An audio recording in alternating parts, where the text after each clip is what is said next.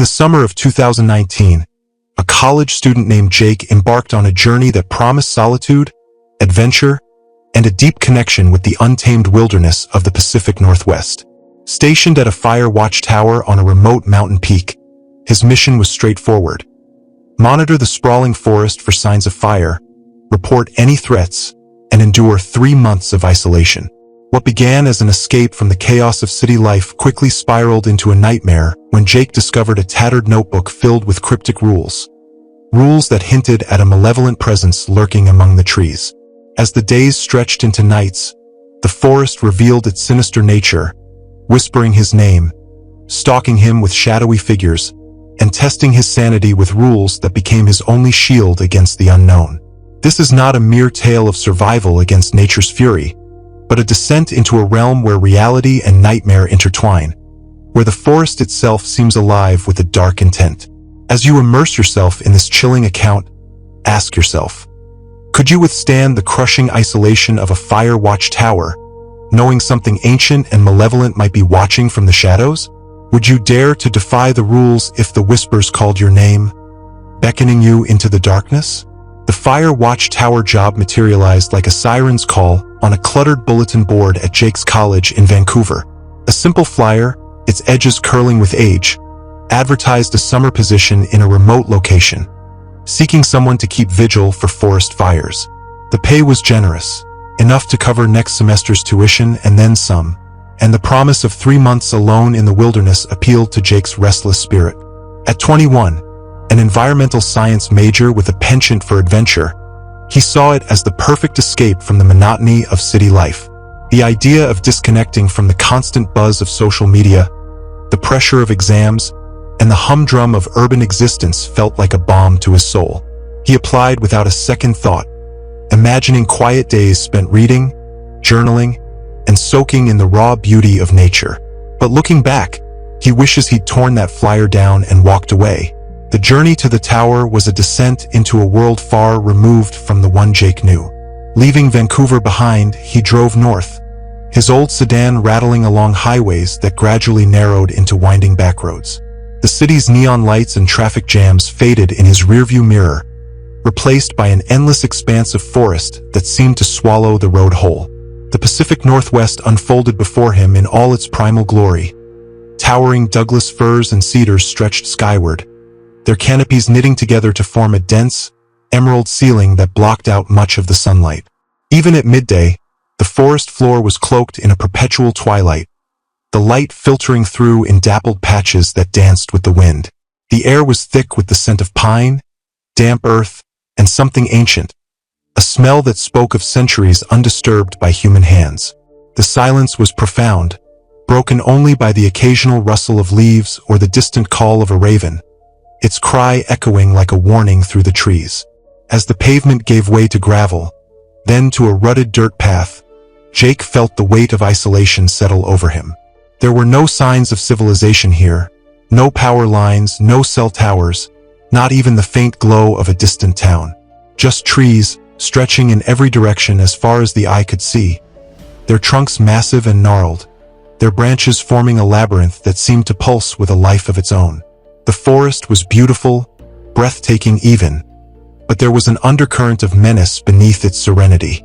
Jake's mind flashed to the predators that called this place home.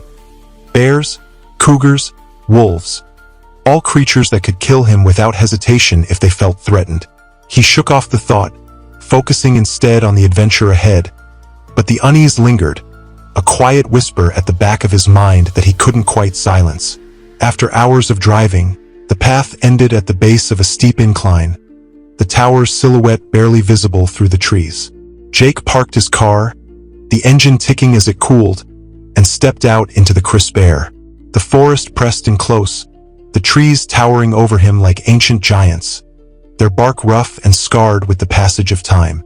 He shouldered his backpack, the weight of his supplies digging into his shoulders, and began the climb. The trail was overgrown, roots snaking across the path like tripwires, and the underbrush scratched at his legs as he pushed forward. The air grew cooler as he ascended, the scent of pine sharper, and the silence deepened, broken only by his own labored breathing and the crunch of leaves underfoot. Halfway up, the trees parted, revealing the fire watch tower in all its weathered glory. It was a squat, wooden structure perched precariously on the mountain's peak, its paint peeling and its windows glinting in the late afternoon sun like the eyes of some watchful beast.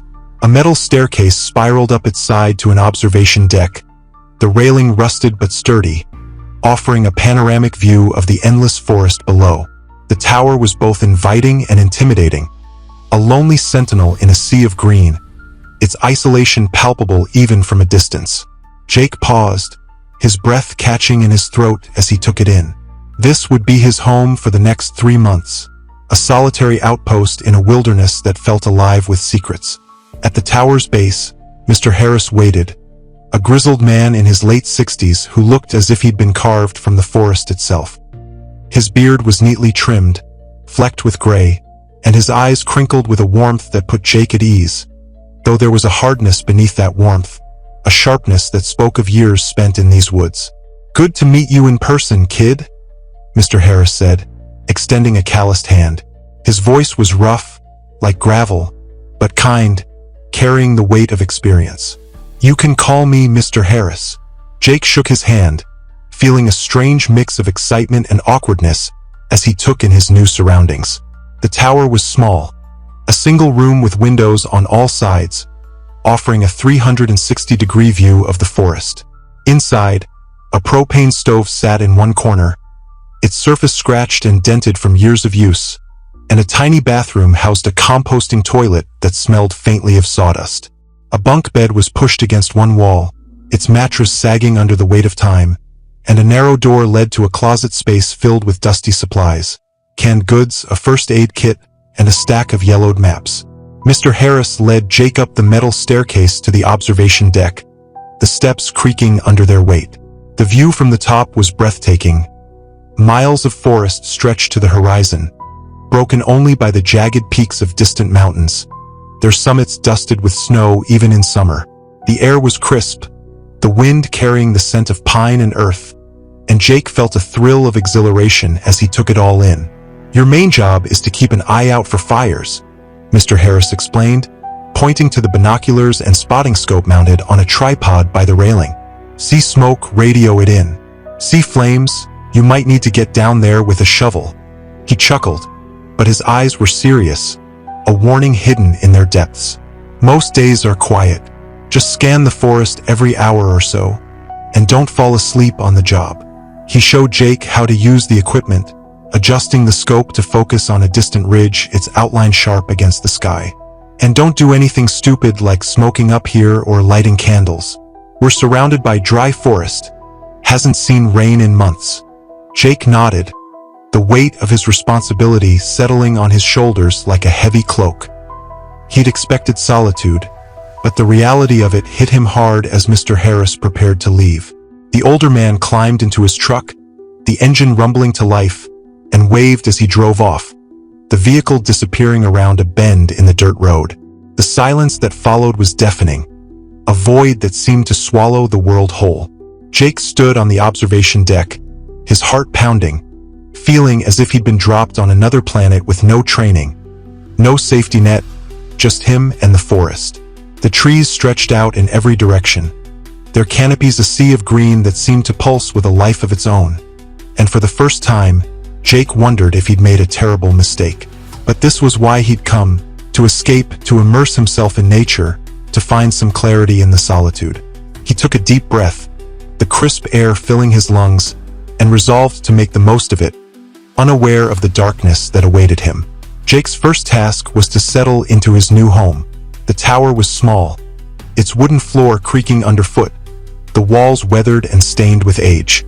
The previous occupant had left it relatively clean, but a thin layer of dust coated the countertops and windowsills, a testament to the tower's long periods of disuse. Jake swept the floor, the broom kicking up clouds of dust that danced in the slanting sunlight, and wiped down the surfaces with a damp rag, the scent of pine cleaner mingling with the musty air. He unpacked his meager belongings, clothes, a few books, a journal, and a portable speaker for music, arranging them on the narrow shelf above the bunk bed. The space felt both cozy and claustrophobic, a tiny island of humanity in the vast wilderness outside. As he swept under the bunk bed, his broom caught on something, a faint thud echoing in the quiet. Kneeling down, he reached beneath the frame and pulled out a dusty, leather-bound notebook, its cover cracked and faded with age. The pages were brittle, yellowed, and smelled faintly of mildew, as if they'd been untouched for years. Curious, Jake sat on the bed, the mattress creaking under his weight, and opened the notebook, the faint crackle of paper the only sound in the tower. The first few pages were practical, written in a neat, precise hand. Lists of supplies for cooking, cleaning, and first aid, along with notes on radio procedures and emergency contacts. There were diagrams of the tower's layout, faded pencil sketches of the surrounding forest, and a schedule for checking the equipment. It was the kind of meticulous record-keeping Jake had expected from a fire lookout, a reassuring sign of order in the chaos of the wilderness. But as he flipped further, the entries shifted, becoming more personal, a journal of sorts written by different hands over the years. Some pages were filled with mundane observations, weather reports, wildlife sightings, the occasional grumble about the isolation, but others hinted at something darker. One entry, dated 1993, described a night of strange noises, the writer noting, "Heard something moving in the trees, too big to be a deer. Didn't sleep." Another, from 2007, mentioned a feeling of being watched, the lookout writing, "Something's out there. I can feel it in my bones." The handwriting grew shakier as the entries progressed, the words more frantic, as if the writers were grappling with something they couldn't explain. One page stood out, written in a shaky, urgent scrawl that made Jake's stomach twist. It was a list of rules, the ink smudged in places as if the writer had been in a hurry. "Do not look outside after sunset," the first rule read, the words underlined twice for emphasis. "If you hear steps coming up the stairs at night, hide. If you see something outside your window looking back at you from below, pretend you didn't see anything. Don't be tempted by voices calling your name or cries for help. They aren't real." The list went on, each rule more unsettling than the last. If the whispers start, don't answer, no matter how much they sound like someone you know. If the shadows move closer, stay still. They can't see you if you don't move. Don't use the radio after dark unless it's an emergency. The final rule was incomplete, the sentence cut off mid-word. "If you see the eyes in the trees, don't." The abrupt end sent a chill down Jake's spine, as if the writer had been interrupted by something or someone. Jake laughed nervously, the sound echoing in the empty tower, a hollow attempt to dispel the unease that had settled over him. It had to be a prank, something Mr. Harris or a previous lookout had left to scare the new guy. He could imagine a group of seasoned rangers chuckling as they penned the rules, picturing the wide-eyed college kid who'd find them and spend his first night jumping at shadows. But as he reread the list, the shaky handwriting and smudged ink told a different story, one of fear, of desperation, of someone who'd seen something they couldn't explain. He set the notebook on the bedside table, its presence a quiet weight in the room, and tried to focus on settling in. The sun was setting now, painting the sky in shades of orange and purple, the light casting long shadows across the forest floor. Jake prepared a quick dinner, canned soup heated on the propane stove, the hiss of the burner a comforting sound in the silence. He ate at the small table by the window, his eyes drifting to the trees outside, their silhouettes stark against the fading light. The first sounds began as he washed his bowl. A rustling of leaves, a twig snapping, the kind of noises you'd expect in a forest teeming with wildlife. A deer, maybe, or a raccoon. Nothing to worry about, he told himself, but the rules echoed in his mind, their words a sinister whisper against the backdrop of the forest's murmurs. As the night deepened, the sounds changed, growing more deliberate, more ominous. The rustling became a steady rhythm, like footsteps pacing just beyond the tower's base, and the snaps were sharper, as if something heavy were moving through the underbrush. Jake's heart beat faster, his mind flashing back to the first rule, do not look outside after sunset. He tried to focus on his book, a worn copy of The Call of the Wild, its pages dog-eared from countless readings. but the words blurred as his ears strained to catch every sound. The noises grew closer, more rhythmic, a soft scraping now, like something dragging itself across the ground. His hand twitched toward the curtain rod, the urge to peek outside overwhelming, a primal curiosity battling against the fear that gripped him. "No, don't do it," he muttered to himself, his voice trembling in the silence, but the pull was too strong. He parted the curtain just enough to peer into the darkness, his breath fogging the glass as he squinted into the night. What he saw made his blood run cold. Among the trees, shapes moved, tall, thin figures with jerky, unnatural gaits, their limbs too long, their movements dreamlike and wrong.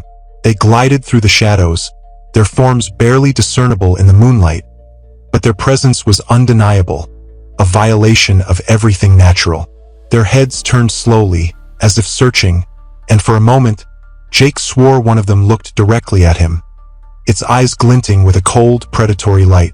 He jumped back, the curtain snapping shut with a loud crack, his breath coming in short, panicked gasps as he stumbled away from the window. "It's just your imagination," he whispered, but the words felt hollow, a feeble defense against the terror that clawed at his chest.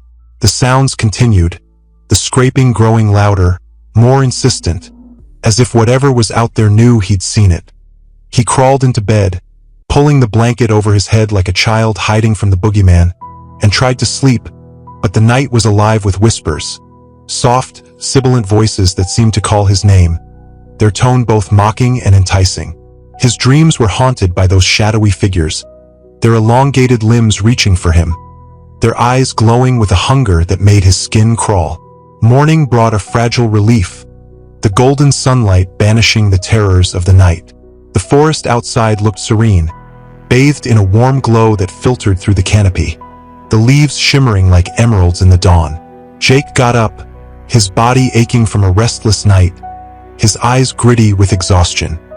He went through his morning routine with mechanical precision, brushing his teeth with water from a jug, the liquid icy against his gums, and brewing coffee on the propane stove, the bitter aroma a small comfort in the stillness.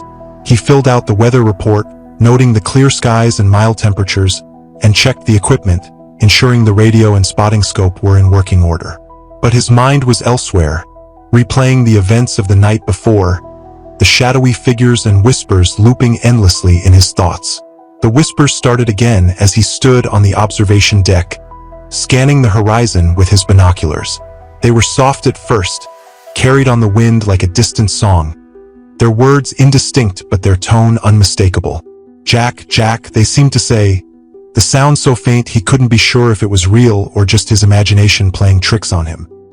He tried to focus on his duties, sweeping the forest for signs of smoke, but the whispers grew louder, more persistent, until they were an annoying buzz in his ears, a constant reminder of the rules he'd found. He scanned the forest with renewed urgency, hoping to spot a hiker, a ranger, someone to break the suffocating isolation that pressed down on him like a physical weight. But the woods were empty, the trees stretching into infinity, their branches forming a labyrinth that swallowed the horizon. It was strange. Midsummer should have brought hikers, campers, people passing through on their way to the mountains. Jake had expected to see the occasional flash of a bright backpack or the distant sound of laughter echoing through the trees. But in the 2 weeks since he'd arrived, he hadn't seen a single soul. The forest felt abandoned, its silence a stark contrast to the bustling trails he'd hiked in other parts of the Northwest. He wondered if the lack of visitors was due to the tower's remote location, or if there was something else keeping people away, something tied to the rules, to the whispers, to the things he'd seen in the night. The whispers continued, and Jake's nerves frayed with each passing hour.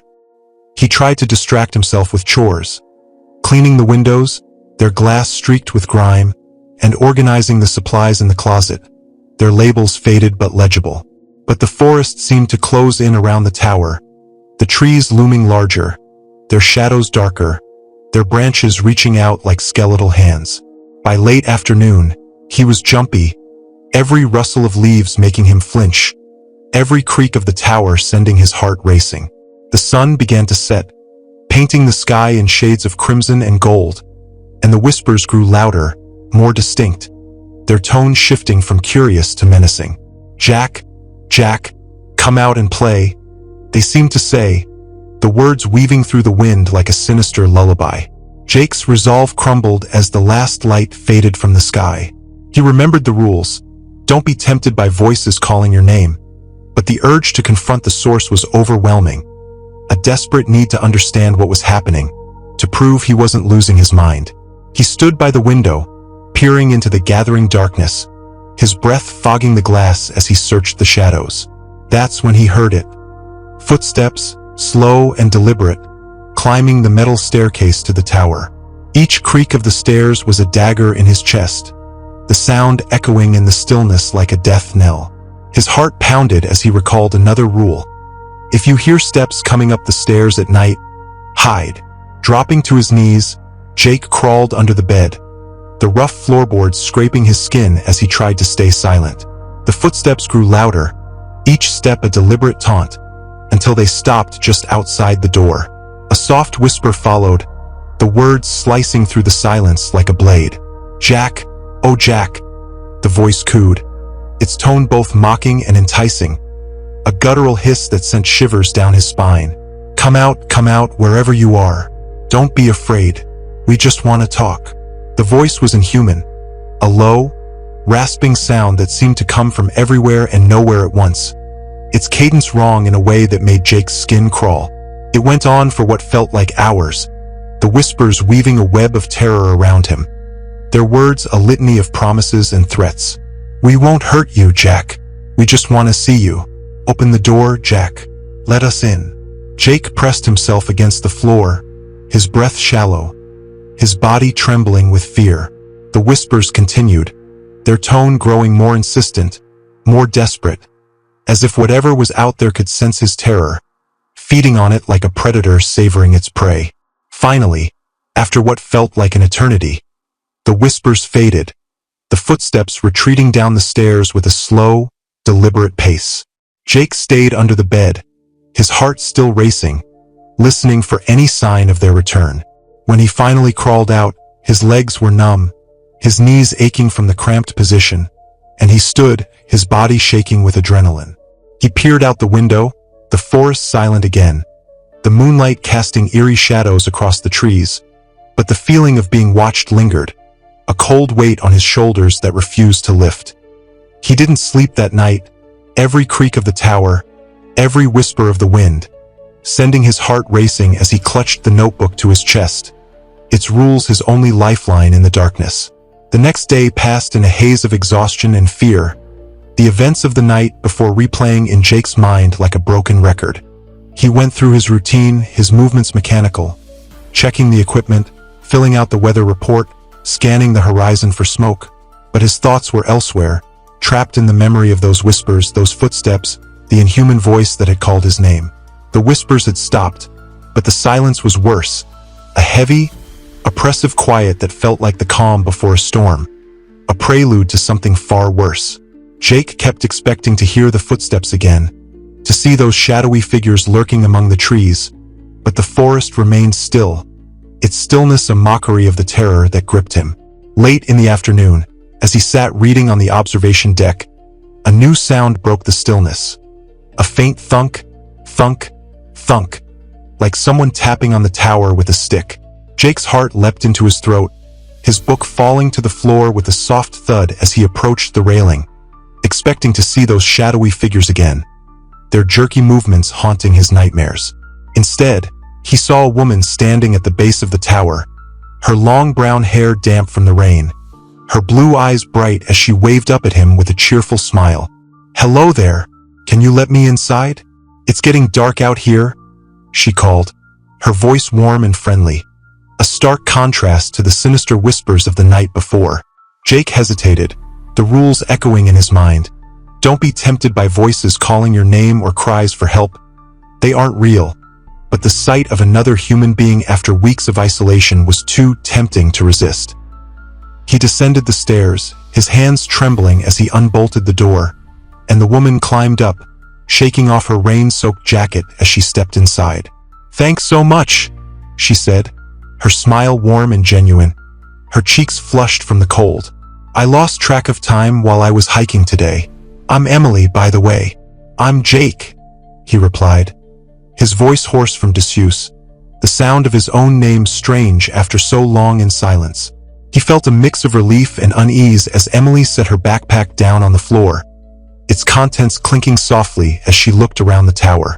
"Nice place you've got here," she said, her tone appreciative as she took in the small space, the windows offering a panoramic view of the storm-darkened forest. "I love how peaceful it is out here in the forest." Jake nodded, though the word peaceful felt like a cruel joke after the past few days, a bitter reminder of the terror that had become his reality. He wanted to tell her everything. The whispers, the footsteps, the rules, the things he'd seen in the night. But the words stuck in his throat, fear and embarrassment holding them back. Instead, he asked, "Are you okay? You didn't get caught in that storm, did you?" "It's just water," Emily said with a dismissive wave, as if hiking through a thunderstorm in the middle of nowhere was the most natural thing in the world. She peeled off her jacket, revealing a damp flannel shirt and jeans, and hung it on the back of a chair to dry. "I've been in worse," she added with a laugh, her voice light but her eyes sharp, taking in every detail of the tower with a curiosity that made Jake uneasy. She settled in, unrolling a sleeping bag and insisting on staying the night despite Jake's protests that there wasn't enough room. "I don't mind sleeping on the floor," she said, lying down beside his cot, her movements casual but deliberate, as if she'd done this 100 times before. "I've camped in tighter spots than this." The storm raged outside as night fell, thunder rumbling in the distance, the wind howling through the trees like a chorus of mournful voices.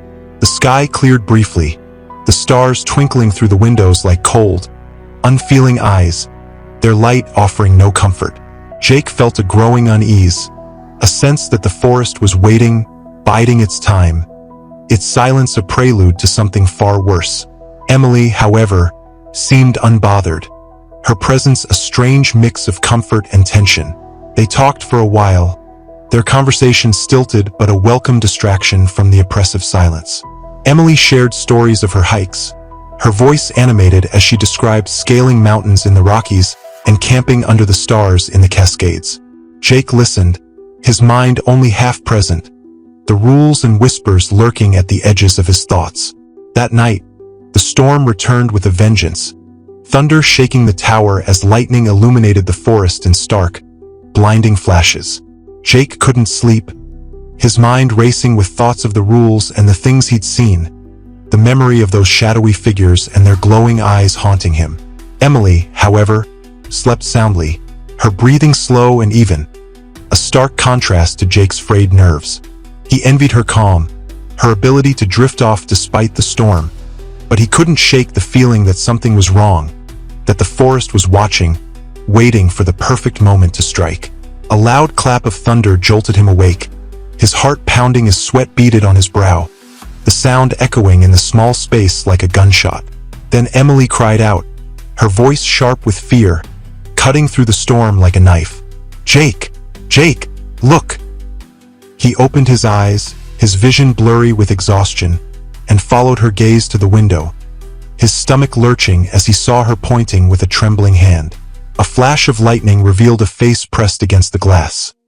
A pale, gaunt face with hollow eyes that stared directly at Emily, its features twisted in a grotesque parody of a human expression. The eyes were black, endless voids that seemed to suck in the light, and the mouth was a thin, lipless slash, curled into a mockery of a smile. Jake's heart stopped, his breath catching in his throat as he grabbed Emily's arm and pulled her away from the window, dragging her to the center of the room with a force born of pure terror. "What are you doing?" she asked, her eyes wide with panic, her voice trembling as she clung to him. "We need to stay away from the windows," Jake whispered, his voice barely audible over the storm, his body shaking with adrenaline. "That's one of the rules." Emily nodded, her grip on his arm tightening, her nails digging into his skin as they huddled together, the storm raging outside. The tapping continued, a long, bony finger rapping on the glass, the sound a relentless drumbeat against the thunder, each tap a taunt, a promise of what waited beyond the fragile barrier of the window. "We need to stay calm," Jake said, trying to sound confident, though his voice cracked with fear. "Whatever that thing is, it's trying to scare us. They want us to panic." Emily nodded again, her breathing shallow, her eyes darting to the window as if expecting the face to reappear at any moment. They lay down on their sleeping bags, facing away from the windows, pretending nothing had happened. But the tapping lingered in Jake's mind, a haunting rhythm that followed him into fitful dreams of shadowy figures and glowing eyes, their whispers echoing through the storm. Emily left the next morning after a tense breakfast, her departure a mix of relief and regret for Jake. They ate in silence, the storm's aftermath leaving the air heavy with moisture, the forest outside cloaked in a thick fog that obscured the trees. Emily packed her bag, her movements quick and efficient, and gave Jake her phone number, scribbling it on a scrap of paper with a forced smile. "Call me if anything else happens," she said, her voice tinged with unease, her eyes lingering on the window where the face had appeared. Jake nodded, but he knew it was pointless. She was miles away now, and what could she do against the things that haunted this forest? As she descended the stairs, her figure disappearing into the fog, Jake felt the weight of isolation settle over him once more, heavier than ever. The day passed slowly, the silence of the forest more oppressive than ever, a suffocating presence that seemed to press against the walls of the tower. Jake kept expecting to hear the whispers, to see those shadowy figures lurking among the trees, but the woods remained still, their stillness a mockery of the terror he'd felt the night before. He went through his routine, his movements mechanical, checking the equipment, scanning the horizon, filling out the weather report, but his mind was elsewhere, trapped in the memory of the face at the window. Its hollow eyes and lipless smile burned into his memory like a brand. As dusk fell, Jake's resolve crumbled. He'd been warned not to go outside after dark, but the need to understand what was happening overwhelmed him. A desperate urge to confront the unknown, to prove he wasn't losing his mind. He stood by the window, watching as the last light faded from the sky, the forest cloaked in a darkness so absolute it seemed to swallow the world whole. That's when he saw them again. Shadowy figures moving through the trees, their forms twisted and wrong, their limbs elongated, their movements jerky and unnatural, like marionettes controlled by an unseen hand. Dread coiled in his stomach as he watched them, their shapes barely visible in the growing darkness, their presence a violation of everything natural. Desperate for a distraction, Jake opened the closet door, the hinges creaking as he peered inside. Among the dusty supplies, he found an antique radio, its dials and antenna straight out of the 1950s, its wooden casing scratched and faded with age. He wound the crank, the mechanism grinding as it came to life, and pressed a button, static crackling through the small speaker as a faint voice broke through. "Is someone there? Can you hear me?" The voice was scared, trembling, and Jake's heart raced as he responded, his voice shaking as he spoke into the mouthpiece. "I can hear you. Who is this?" "My name's Alan," the voice replied after a long pause, the static crackling around his words like a storm. "You're not supposed to be using that radio." Alan's tone was rough, fearful, as if he were reliving a nightmare, his words heavy with a terror that Jake recognized all too well. "What are you doing up there? You're supposed to stay inside until morning. Don't open any windows or go outside, no matter what you hear or see. And don't use that radio again unless it's an emergency. The rules are there for a reason." Before Jake could ask more, the static swallowed Alan's voice, leaving him alone with the howling wind. The radio's silence a chilling reminder of the rules he'd been warned to follow.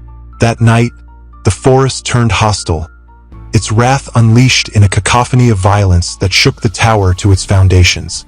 Loud bangs echoed through the small space, as if something were throwing rocks at the walls, the sound so violent Jake thought the windows might shatter. He dove under the bed, his heart pounding as the noises grew louder, glass breaking, wood splintering, the tower shaking with each impact, as if the forest itself were trying to tear it down. The cacophony lasted for hours, a relentless assault that left Jake trembling, his body curled into a tight ball beneath the bed, the notebook clutched to his chest like a talisman. The noises faded just before dawn, replaced by an eerie silence that was somehow worse, a void that seemed to pulse with a malevolent intent. Jake lay there, his breath shallow, the terror gripping him like a vice, until the first light of morning crept through the windows, its golden glow a fragile promise of safety. Morning brought a chilling discovery. The forest was silent, devoid of life, its usual chorus of birds and squirrels replaced by an unnatural stillness that made Jake's skin crawl. No birds chirped in the trees, no squirrels scampered across the branches. Everything was still, as if the woods themselves were holding their breath, waiting for something to happen. Jake knew he couldn't stay, the terror of the past few days a weight he could no longer bear. He packed his gear with trembling hands, his movements frantic as he stuffed clothes, books, and supplies into his backpack, the notebook tucked safely inside. He unbolted the door, the metal creaking as he pushed it open, and stepped outside, the air cold and heavy with the scent of damp earth. The silence was suffocating, a tangible presence that seemed to press against him as he descended the stairs, his footsteps echoing in the stillness. He felt unseen eyes watching him from the trees, their gaze a cold weight on his shoulders, and he fought the urge to look back, to see if the shadowy figures were following him. With one last glance at the tower, its windows staring back like the empty sockets of a skull, he set off toward the nearest town, a 6-mile trek through the forest that felt like a journey through the underworld. The dirt road was overgrown, the trees pressing in close, their branches forming a tunnel of shadows that seemed to stretch on forever. Jake walked quickly, his breath coming in short gasps, the weight of his backpack digging into his shoulders. After 20,